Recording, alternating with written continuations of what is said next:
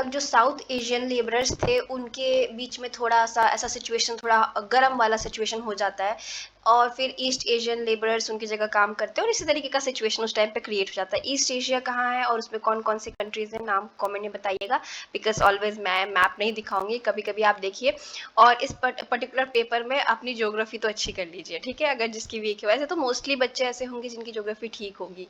क्योंकि क्या होता है ना कि स्कूल में हम होते हैं तो हम काफ़ी इन सब चीज़ों पे ध्यान देते हैं, और कॉलेज में जाते हैं तो धीरे धीरे हम भूलने लगते हैं। बट ये सब चीज़ें जैसे कंट्रीज़ वगैरह आप अच्छे से याद कर सकते हैं, मतलब कौन सी कंट्री एग्जैक्टली कहाँ पे पड़ती है, कौन साउथ एशिया में पड़ती है, ईस्ट एशिया में, ठीक है, ये सब कंट्रीज़,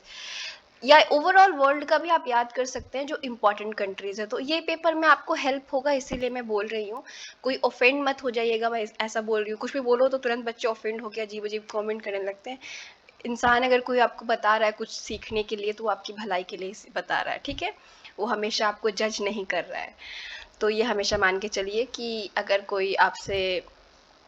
बड़ा है, इवन छोटा भी है, अगर आपको बता रहा है कि ये सीखिए, ये आपकी हेल्प करेगी, जैसे कि मैंने ज्योग्राफी के बारे में बताया, तो ये तो थोड़ा बहुत आपको आना चाहिए। तो एक बार ध्यान दे दीजिएगा मैप पे, पॉसिबल हो तो जिस कॉपी में नोट्स बना रहे हो या लिख वहाँ पे एक वर्ल्ड मैप चिपका लीजिएगा, पॉलिटिकल वाला मैप, ठीक है, तो कि पता चले कि कौन सी कंट्री एग्जैक्टली कहाँ पे है, और ठीक है, एरिया वेरिया के लिए। Back to the video. अब गवर्नमेंट की पॉलिसीज क्या, तो देखिए जो भारत था ना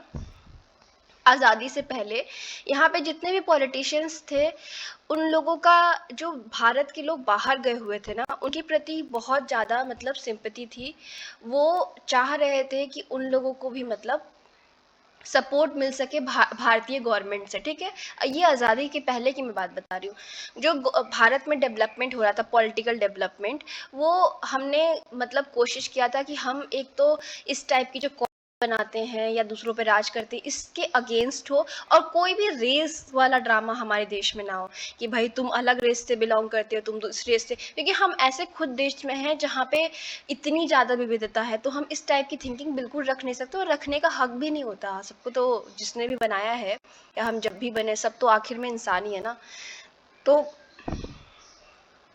उसके बाद इंडियंस जो थे इंडिपेंडेंस के बाद, जो बहुत ही डिलेमा वाले सिचुएशन में या इस तरीके से फंस गए, उसको मैं अभी आपको समझाती हूँ। इंडिया आज़ाद हुआ तो आपको इंडियन जब आज़ादी मिली तो इस चीज़ से आप वाकिफ़ है, इस चीज़ को अच्छे से जानते हैं कि हमारी सिचुएशन उस टाइम पे बहुत सही नहीं थी।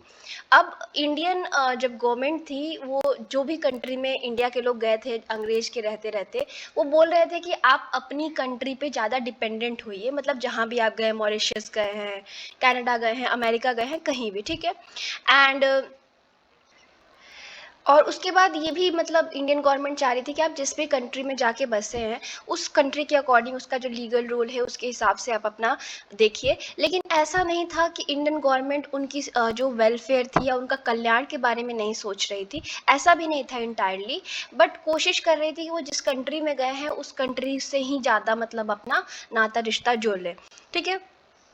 उसके बाद एक चीज़, आप कितने भी हों, आप कहीं भी चले जाएँ, जो इमोशनल अटैचमेंट आपकी अपनी ज़मीन से, अपने लोगों से होता है या अपने जानने वालों को, वो अब्रॉड तो मिलेगा नहीं, ठीक है। तो इसीलिए इंडियन जो कॉन्स्टिट्यूशन था वहाँ पे आर्टिकल 8 में उन लोगों को जो जिनके भी पेरेंट्स मान लीजिए, चाहे उनके ग्रैंड पेरेंट्स जो भारत में कभी रहे हैं, उनको भी ऑफ़र किया गया कि आप रजिस्ट्रेशन करवा के भारत की जो सिटीजनशिप है आप ले सकते हैं, ठीक है। लेकिन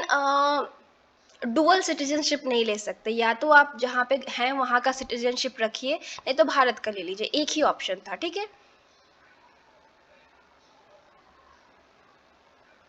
उसके बाद मान लीजिए कि आप फॉर एग्जांपल लेते हैं कि आप कनाडा में हैं और आपने कनाडा की सिटीजनशिप ले रखी है, उस टाइम की मैं बात कर रही हूँ, प्रेजेंट में मत समझिएगा।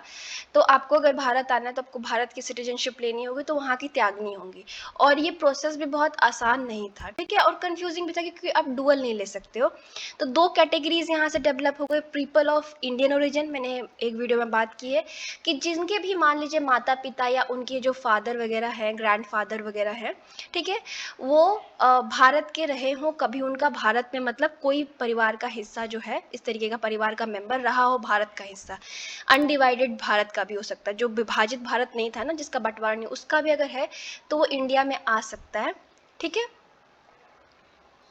इंडिया में आ सकता है उसको सिटीजनशिप देगी। और एक और चीज़ बना, एक नॉन रेसिडेंट इंडियंस, तो जो भारत में नहीं रहते हैं लेकिन ज़्यादातर इन लोगों के पास इंडियन पासपोर्ट होती थी, और ये भारत से बाहर किस लिए गए थे, या तो जॉब करने के लिए, बिजनेस करने के लिए, पढ़ाई वढ़ाई करने के लिए, और कितना भी टाइम तक चाहें तो रह सकते हैं, पर इनकी जो रेसिडेंट हैं, या जो मतलब भारतीय ही रहेंगे, ये एनआरआईज जो है, ठीक है। तो ये इश्यूज थी कि जो भारतीय बाहर रह रहे थे, या जो नया डायस्पोरा जा रहा था, जिस तरीके से मैंने डिस्कस किया है इसी चैप्टर में कि नया डायस्पोरा और पुराना डायस्पोरा का डिस्कशन आपको यूरोप वाले चैप्टर में मिल जाएगा, ठीक है। पुराना डायस्पोरा जब अंग्रेज थे तब जा रहा था, मतलब भारत छोड़ के, जब अंग्रेजों ने हम पे कब्जा कर रखा था, और आज़ादी के बाद वो डायस्पोरा बनता है जिसको हम नया डायस्पोरा कहते हैं। तो वो बेसिकली आज़ादी के बाद भारतीय लोग जा रहे थे। तो जो लोग नए डायस्पोरा में गए, यानी भारतीय गवर्नमेंट के अंदर, एनआरआईज ज़्यादातर बाहर गए, डेवलप कंट्रीज़ में गए, बिकॉज इनके पास नॉलेज, स्किल थी, इंजीनियर, डॉक्टर्स थे, और ये बड़ी अमीर घरों से बिलोंग करते थे, पढ़े लिखे थे, स्किल बहुत अच्छे थे, प्रोफेशनल साइंटिस्ट, डॉक्टर, इंजीनियर्स थे। और इन लोगों ने काफ़ी हेल्प किया भारत को थोड़ा सा डेवलप होने में, ठीक है। मतलब डेवलप होने में, थोड़ा सा नहीं, डेवलप होने में, मेरे कहने का तात्पर्य ये है, क्योंकि ये एनआरआईज थे, वहाँ जाके रहते थे, लेकिन अपने जो मदर कंट्री यानी भारत से इन लोगों ने रिश्ता नाता नहीं तोड़ा। हम देखते हैं कि 1970 से 80 के बीच में काफ़ी ज़्यादा जो है पैसा अलग अलग देशों से, स्पेशली गल्फ कंट्री से भारत आता है, ठीक है। और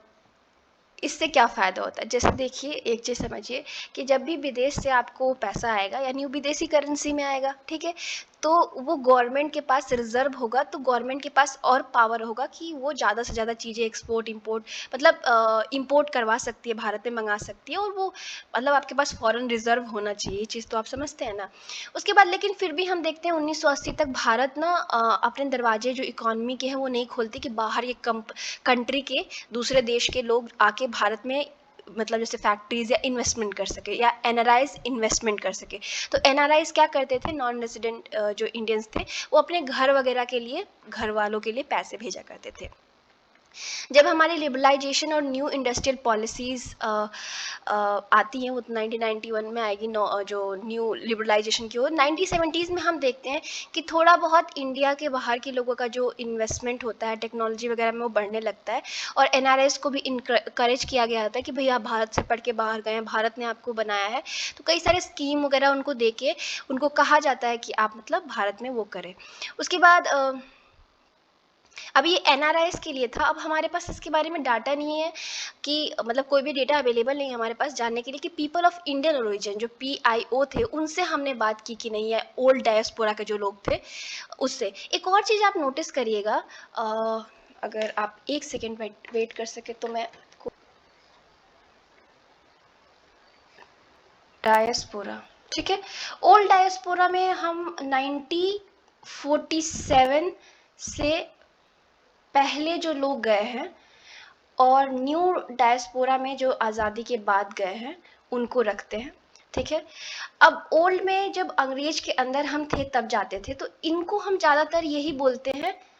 PIO, और इनको ज़्यादातर NRI, सारे केसेस में नहीं पर ज़्यादातर के केसेस में, पर्सन ऑफ इंडियन ओरिजिन, मतलब भारतीय लोगों को उन लोगों ने बधुआ मजदूर बना के, अंग्रेज जिस भी तरीके से लेके गए हैं, 4th 5th चैप्टर देखिए, आपको समझ में आ जाएगा। तो वो लोग गए हैं, तो उनके बच्चे हो गए हैं नॉल। तो मान लीजिए कि कोई भी आपका एक पेरेंट्स या आपका ग्रैंड पेरेंट्स भारत का होता है, तो आपको पर्सन ऑफ इंडियन ओरिजिन कहा जाता है। और आप जब किसी काम से भारत से आज़ादी के बाद जब गए हैं, तो आपको नॉन रेसिडेंट इंडियन कहा जाता है। भारत में आप नहीं, मतलब भारत देश में नहीं रहने वाले, लेकिन स्टिल आप भारत के हैं, ठीक है, एनआरआई। ये मेजर आपको डिफरेंस समझना पड़ेगा पीआईओ और एनआरआई के बीच में, ठीक है। तो आई होप आपको समझ में आ गया होगा। तो हम एनआरआई जो होता है ना, उससे आज़ादी के कुछ 1970-80 से इन लोगों से काफ़ी हम इन्वेस्टमेंट और इन सब चीज़ों में हेल्प की वो करते हैं, बिकॉज इनकी ज़्यादातर ऐसा होता है कि इनकी फैमिलीज़ वगैरह जो हैं वो भारत में ही रहती हैं, चाहे इनका जो एक्सटेंडेड फैमिली है। ऐसा नहीं है कि इन लोगों के फैमिली नहीं होते, पर ये ज़्यादातर बाहर जाके बस गए हैं। जैसे जो भारत से बधुआ मजदूर बन के मॉरिशस या सुरनाम या कहीं भी गए थे, वो बाद में जाके नीदरलैंड्स जो है, वहाँ पे या ऑस्ट्रेलिया वगैरह में बस जाते हैं। तो ज़्यादातर इन लोगों ने भारत को छोड़ दिया, लेकिन इनका पूरा रिश्ता नाता रहता है। इनमें से भी कुछ का पीआईओएस का भी रह सकता है, लेकिन ये लोग काफ़ी इन्वेस्टमेंट के लिए हेल्प करते हैं, बट हमारे पास डाटा नहीं है जानने के लिए कि क्या पर्सन ऑफ इंडियन ओरिजिन भी करता है। अब इस चीज़ में तो बिल्कुल भी कन्फ्यूज़ मत होइएगा। 1947 से पहले ओल्ड डायस्पोरा, 1947 आज़ादी के बाद न्यू डायस्पोरा। ज़्यादातर इसके बाद जो गए वो एनआरआईज़ थे, और इससे पहले जो जा चुके थे वो पर्सन ऑफ इंडियन ओरिजिन थे, ठीक है। उसके बाद क्या होता है कि हमारे देश में मिनिस्ट्री ऑफ होम अफेयर्स जो होता है 1999 में एक कार्ड लॉन्च करता है जिसको बोलते हैं people of Indian origin, PIO card, ठीक है। ये इसलिए बनाया जाता है कि मान लीजिए कि आप भारत से या आपकी फैमिली निकल चुकी है, फिर भी जो इमोशन या बॉन्ड आपका देश से है वो बना रहे। एंड जिनको भी मतलब ऐसा विचार है, या जो मान लीजिए मॉरिशस उनको बंधुआ मजदूर बना के लेके गए थे और उनको वहाँ पे ज़मीन वगैरह का मौका मिला तो वो लोग वहीं बस गए, फिर भी उनका दिल करता है कि भारत से उनका रिश्ता रहे एंड ऑल, तो वो अपना फिर से रिश्ता जोड़ सकते थे भारत से इस कार्ड के द्वारा। एंड कंट्री में आप भारतीय जो सेटल हुए थे वहाँ पे अलाउ था कि आप ये कार्ड रख सकते हैं, लेकिन कुछ कंट्रीज़ के लिए नहीं अलाउड था, ठीक है। और मान लीजिए कि आप भले मान लीजिए कि आप बंधुआ मजदूर बन के आपको लेके चले गए कनाडा, ठीक है, एग्जाम्पल के लिए कनाडा वैसे ज़्यादा गए नहीं थे,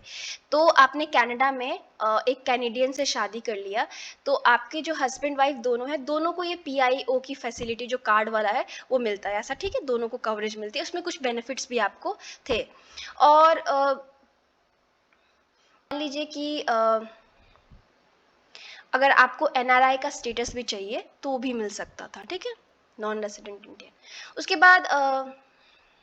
ये भी एक और चीज़ मतलब फन फैक्ट मान के चलिए ये थी कि जो इंडियन गवर्नमेंट थी उनको पता था कि जो एनआरआईज हैं वो काफ़ी बेनिफिट देते हैं उनको,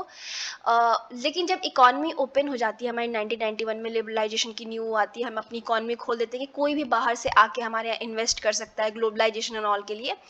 तो जब बैरियर को रिमूव कर दिया जाता है इन्वेस्टमेंट का, तो उससे पहले एनालाइज बहुत इंपॉर्टेंट होते हैं, उसके बाद भी एनालाइज ओपन होते हैं, पर जब ये हमारा 1991 के बाद जो इकोनॉमिक चेंज आता है उसके बाद थोड़ी इश्यूज हमें देखने को इस पूरे सिस्टम में एनआरआई एंड पीआईओएस में देखने को मिलती हैं, ठीक है।